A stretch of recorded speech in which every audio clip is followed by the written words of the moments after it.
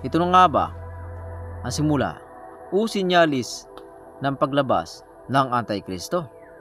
Dahil dito, marami nang nangangamba ng mga tao sa buong mundo tulad ng nakikita natin ito na si King Charles daw ang Antikristo. So ngayon, tunghayan natin ngayon. Dahil dito, marami nang nangangambang mga tao dahil sa pagtakbo-takbo ng kabayong puti at itim na ito. Dahil daw ito'y simbolo ng apat na nakasulat sa Biblia na lalabas na pagbibigay ng sakit sa mga tao upang magpahirap sa mga tao. At ito ang sabi, Revelation chapter 6 verse 2. At nakita ko ang isang kabayong puti na ang nakasakay ay may hawak na pana. Binigyan siya ng korona at siya ay umalis upang patuloy na manakop. At ito pa ang sabi, Revelation chapter 6 verse 4. Isa na namang kabayong pula ang lumitaw na ang nakasakay ay binigyan ng kapangyarihan magpasimula ng digmaan sa lupa upang magpatayan ang mga tao. Binigyan siya ng isang malaking tabak. At Revelation chapter 6 verse 4. Nang alisin ng kordero ang pangatlong selyo, narinig ko ang sinabi ng pangatlong buhay na nilalang, halika, isang kabayong itim ang nakita ko at may hawak na timbangan ang nakasakay dito. At Revelation chapter 6 verse 8. Ito ang sabi, isang kabayong maputla ang nakita ko at ang pangalan na nakasakay dito ay kamatayan. Nakasunod sa kanya ang daigdig ng mga patay. Dahil nasa huling araw tayo mga kapatid, kailangan natin magbalik loob sa Panginoong Hesus. Dahil siya lang ang daan patungo sa ating kaligtasan.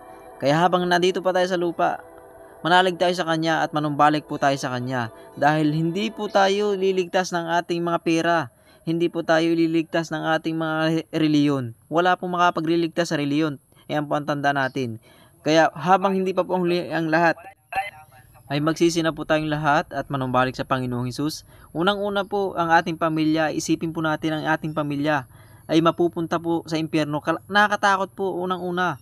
Dapat po ay tayo manumbalik habang tayo ay buhay pa dito sa lupa. Manumbalik tayo sa Panginoong Hesus.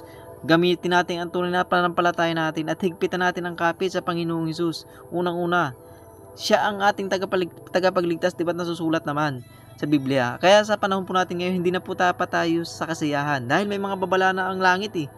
Ito po, yung nagtatakbuhan kabayo ngayon, isang babala na po yan. Dahil po ang simbolo ng kabayo ay isa pong digmaan. Kaya mga kapatid, habang hindi pa puhuli ang lahat, magsisi at manumbalik sa Panginoong Hesus. At wag po natin intindihin yung mga kumakalat na ganyan. Unang-una po, manumbalik na tayo sa Panginoong Hesus. Wala na tayo sa panahon ng kasiyahan ngayon. Nandito na po tayo sa taghirap, taglungkot, tagira, kapatayan, gira. Iyan po ang mangyayari ngayon, lindol, lahat po mangyayari na po yan ngayon. Sa panahon natin, malalakas sa bagyo. Kaya mga kapatid, binabalaan ko na kayo. Iba na po ang panahon natin ngayon, magbago na po kayo, magbago na tayong lahat. Alang-alang sa ating pamilya.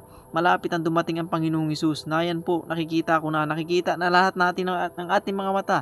Pero binabaliwala lang natin. Mga kapatid, Jesus is coming. Malapit na dumating ang Panginoong Hesus.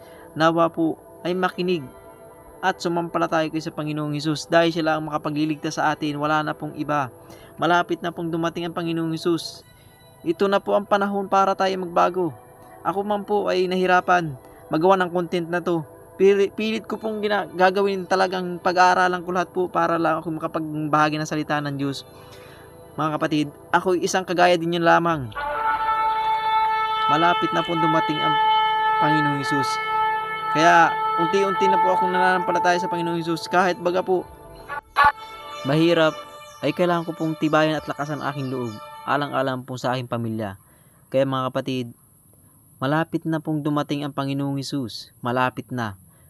Nakikita na po natin ang mga sinyalis, maging sa langit, sa lupa, at lahat po ng pangitain ay nakikita na po natin. Pero wala po tayong pinaniniwalaan dahil nagbubulag-bulagan lang po tayo. Kahit po nakikita na natin, pumipikit na lang po tayo. Huwag lang natin maisip o makita. Dahil po tayo ay nagbubulag-bulagan sa ating mga nakikita. Dahil kahit marami na pong pinapakita ang ating Panginoong Hesus, tayo po ay bulag. Tayo po ay bingi. Ayan po, malapit nang dumating ang Panginoong Hesus sa atin. na siyang babalik para tayo iligtas. Pero tayo ay baliwala pa rin po sa atin yung mga nakikita natin at mga pinapahiwatig o mga pangitain sa kalangitan. Kaya mga kapatid, huwag natin baliwalain yan. Huwag po tayong matakot. Huwag po tayong matatakot na ibahagi ang salita ng Diyos.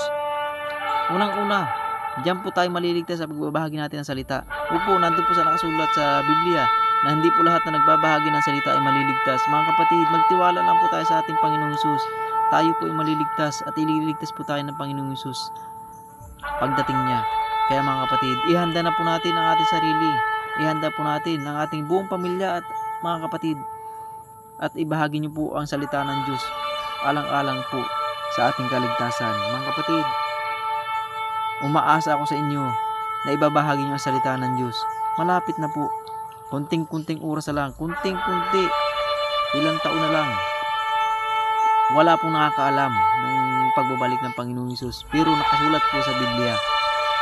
Pag nakikita na po natin ang sinyalis ng gira, lindol, tagutom, taghirap, at lahat ng yan po na pinapakita, maging pangita sa kalangitan, ay siguradong yun po ay tanda na ng pagbabalik ng Panginoong Hesus. Yun po at maraming salamat mga kapatid. At nawa po kayo gabay ng Panginoong Hesus o Panginoon nating lahat na may gawa ng langit at lupa. Yun po at maraming salamat. Pinupurigat ko salamat sa